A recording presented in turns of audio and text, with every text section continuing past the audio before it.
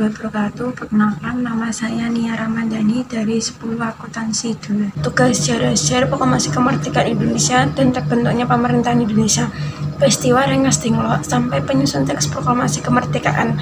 Peristiwa Rengas Dengklok dilatar belakangi oleh adanya perbedaan pendapat antara golongan muda dan golongan tua. Golongan tua terkait proklamasi kemerdekaan Indonesia.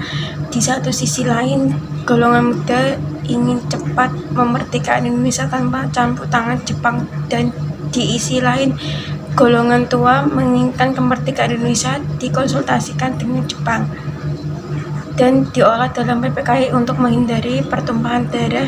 Tanggal 16 Agustus 1945 dini hari, sekitar 4 jumlah pemuda antara lain Soekarni, Khairul Saleh, memaksa Soekarno dan Hatta Rengas Dengklok, Ir Soekarno, Hatta dan Ahmad Subarjo merumuskan teks proklamasi di rumah bersama Maeda di Jalan Imam Bonjol 1 Jakarta, diorama di Museum Perumusan Naskah Proklamasi tentang penyusun naskah proklamasi dan pengetikan naskah proklamasi oleh Saidi Malik.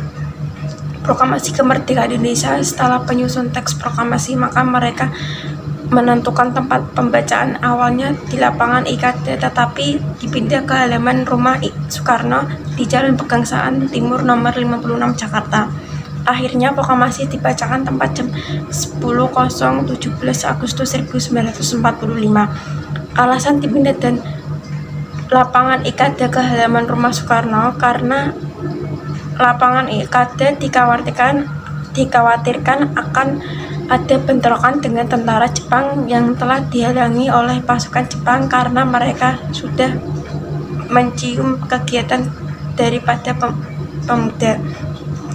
Momen pembacaan titik proklamasi oleh Soekarno dari momen ketika bendera merah putih yang dijahit oleh Ibu Fatmawati. Proklamasi dilaksanakan dan kemudian dengan upacara singkat di Jalan Pegangsaan Timur nomor 56 atas nama bangsa Indonesia. Soekarno dan Hatta memproklamasikan kemerdekaan Indonesia pada 17 Agustus 1945.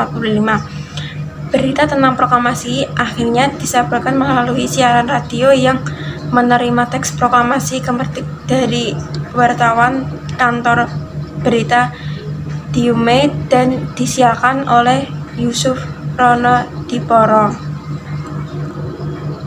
Siaran kedua, seorang Jepang datang dan marah-marah dan memerintahkan pemerintah penyiaran. Sebagai akibatnya kantor bentuk Diume disegel dan para pegawainya dilarang masuk.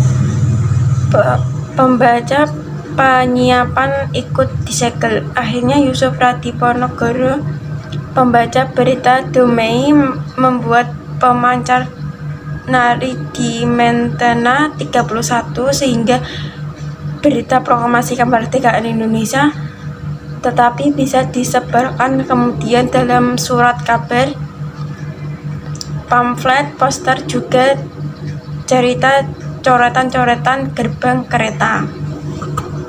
Tugas sejarah perjuangan mempertahankan kemerdekaan Indonesia.